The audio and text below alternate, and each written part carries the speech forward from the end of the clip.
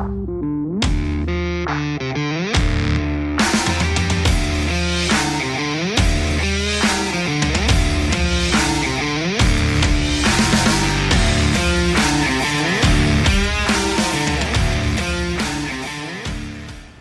guys, it's Junior. Welcome back to my channel here at Horsepower Warehouse.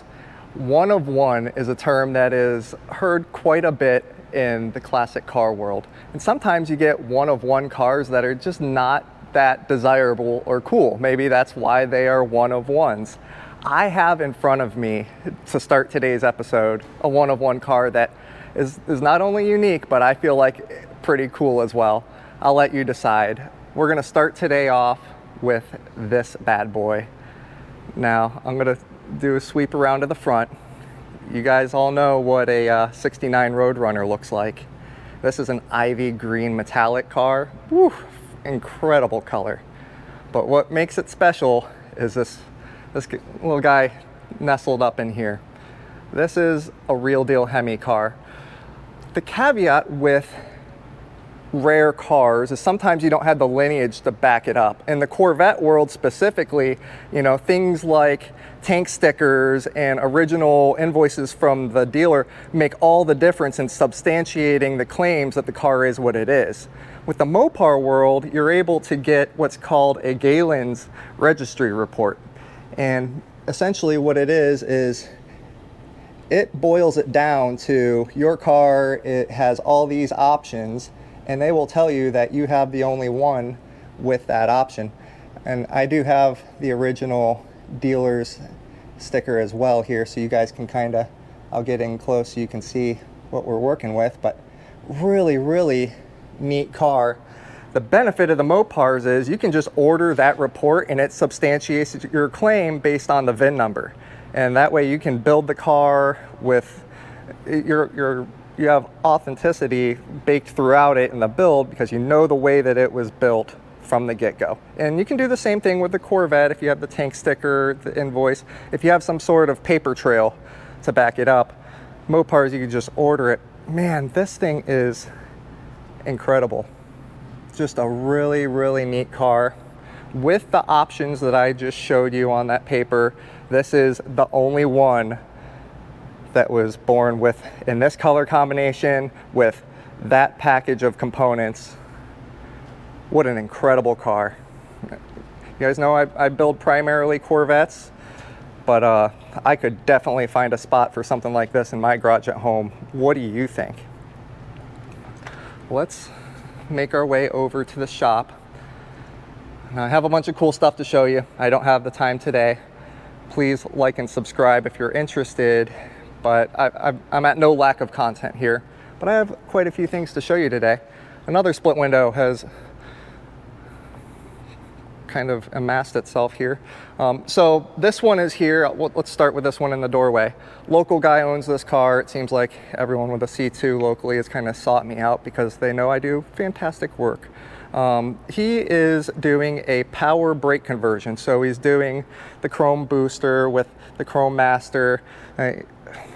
The chrome is not my particular taste. It goes with his chrome alternator that he's got going there, but that's neither here nor there.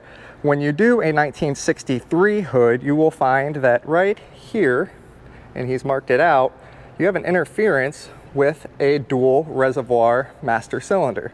Now, this is a dual circuit, this is what I'm referencing. The typical master cylinder in a 1963 is a single reservoir. It's circular and it's about a third of the size of this, but more importantly, it does not poke out as far. And you'll notice that the booster is at an angle, so that way it arcs the master cylinder up, and you have an interference right here. On the later hoods, you actually have a factory notch in this area, and that's what we're gonna go ahead and integrate into this hood. It's kind of the more correct fix to do. Alternatively, you can make spacers and space the booster down to arc it down, or you can modify and manufacture brackets that achieve the same thing on the booster side of it. But you know, when you get into modification of brake stuff, it gets a little hairy, and especially when you're a business like me and you have liability to consider. You know what, I'm not gonna modify and create one-off stuff on your brake system. I would rather handle it the quote-unquote correct way. Both ways achieve the same thing. I'm not going to judge you if you went that route at home, but I'm just making you understand why I'm going this route. So, really cool car. I'm happy to have it. There are a few things that I notice under the hood just while looking at this that I don't like. I'm not going to shame this gentleman or whoever worked on this car, but I'm just going to fix a couple things while I'm here. That's the problem with bringing your car to me is, you know, I'm going to nitpick it a little bit, and yeah, I don't like some stuff that's going on there, but I'm not even going to get into that today. Our 1963 Resto Mod is just about finished. If you watched some of my previous content, we had a little bit of a wiring nightmare going on with this car. It was built with really nice components. I mean, you guys can see the bare 6 pistons in the rear. They did not skimp out. Usually, by the way, people do 4-piston rear. You know, it's more of an aesthetic thing. You don't need big boys in the rear like that to match the front, but they did it. And that just sets the tone for this car. It's got Forge Line custom wheels on it. This is not a skimped car in components wise. The problem is the original assembler, man, he just was not a electrical master. What we ended up doing was completely gutting this car. It had a different wiring harness than what we put in there. What we ultimately ended up with was a painless Resto Mod harness that we integrated in with a PSI harness for the engine side of things. And then we actually changed the ECU over because this came with a Connect and Cruise PCU, which was locked, or ECU, which is locked and non-tunable. So we went to an E38 style from PSI, so that way we can actually tune this thing, and in the future, if you ever wanted to modify it any further, it's future-proofed. Furthermore than that, I mean, the full gamut of weather pack connectors, everything is marine grade wiring. There was butt connectors and ring terminals galore. We eliminated a lot of things. We actually introduced bus bars and integrated central fuse boxes that are weatherproof, and there's a lot of high-tech stuff, or modern, I should say, things that we integrated into the wiring of this car. It goes so much farther than just, you know, getting all the cheap wiring out and going to TXL. We went where this car needs to be, what's representative of a high-end Resto Mod. So I'm really happy that this car is coming together.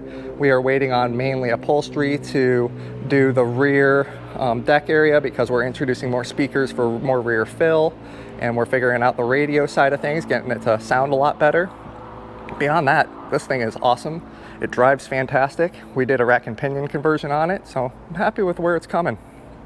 You'll also notice we have some more cars that are dang near completed. This one being one of them. The 67 427 Tri-Power 400 horse factory AC. Boy howdy, what a car. It's coming together. I'm just basically done with the engine bay. You'll notice it doesn't have an air cleaner on it because I'm still tuning carburetors and finalizing timing and running it through heat cycles, things of that nature, before I go ahead and put that air cleaner on there. But basically, where I'm at with this car is finalizing the interior, and you can see I'm pretty dang far on interior as well. This one has a vintage air conversion, and it's got new owl notch coves, and pretty much every soft item inside of this car is owl notch. So it's, man, really, really beautiful build. I'm happy to be on the back end of it, and I'll be driving this bad boy here soon. So guess who's gonna have a smile on their face? This guy. Making our way over to another car that is just about finished is our Marro 67. This coupe is another just fantastic build. What a really cool combination. Again, with the vintage air, power brakes. It's got the Borgeson steering. So we did the goodies on it. It's not uncommon for when people do choose me to do the restorations that, you know, they want to substantiate the car with some more goodies. This one actually had rally wheels on it, so we went with the fresh set of Starbursts with the new Redline radials. So that's coming together. I also like when my customers value my just flat out opinion. Hey Junior, if this was your car and it was sitting in your garage at home, you're driving it on Sundays, what would you do? I said, well, you know, I'm not a big fan of the plastic steering wheel. I appreciate it for what it is. I mean, it's okay, but there is a more premium option.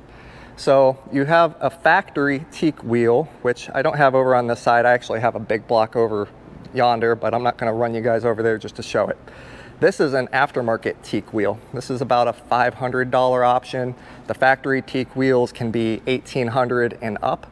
I think this one actually, my opinion, looks a lot better because it has the rosewood inserts. I believe it's a mahogany inlay. Just, man, a really nice wheel. It has the knurls on the back for your fingers. When you hold this, like you're driving down the road, and then if you were to hold the plastic wheel, don't do that, guys. If you own a C2, don't do what I just did, or you'll probably be buying a teak wheel. That's all I gotta say. This is user interface, and it makes all the difference to me. So I'm glad he asked, hey Junior, what would you do? I'm like, I don't really like the plastic wheel, especially on the Marro.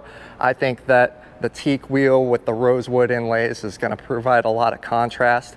But, you know, going down the rabbit hole, would I put the same teak wheel on that car? Yep. Would I put it on the Resto Mod? Yep. I mean, I just, that's my preference. So I'm happy that he chose my preference, I guess is what I'm getting at. That's a really long way of saying that, isn't it? Check out this paint job, guys. Look at the Marlboro. This one is a leather car. Again, interior coming together. Engine bay is pretty much there, so interior is where we're finalizing things. But, man. Really, really sweet car. I can appreciate the small block just as much as the big block. Side pipes are awesome. The War Horse has snuck its way into the shop. You know I'm a drag racer, so I have a soft spot. The split window Resto Mod Art Morrison car is, as you can see, it is using the rotisserie here to its maximum of capacity. We have this car completely cut out. We are doing a lot of repairs on the front end before we even get into modifications for the Resto Mod side of things. You can see that there is some stuff going on up here. So we definitely have a substantial amount of repair work to do before we even jump into, you know, firewall and inner fenders and rear tubs. There's a lot when you convert one of these cars properly to Resto Mod. There's a lot of fitting to do if you want it to be done to the specs that we do it. The fit and finish of our cars is I try to put myself amongst the top in the country. I don't want someone to pull up to you in a car show with another Resto Mod and you feel like you have a lesser car because of fit and finish. So I spend hundreds of hours just completing nitpick work is what I can best describe it as. So Sean has been just spending weeks on doing this. God bless him. I'm happy to have him. I've been kind of managing all of the other builds. I got Xander with me. We're just absolutely killing it. So we've got some chassis here from Vet Products of Michigan for some future content to show you guys. I'm excited to get going on these cars too.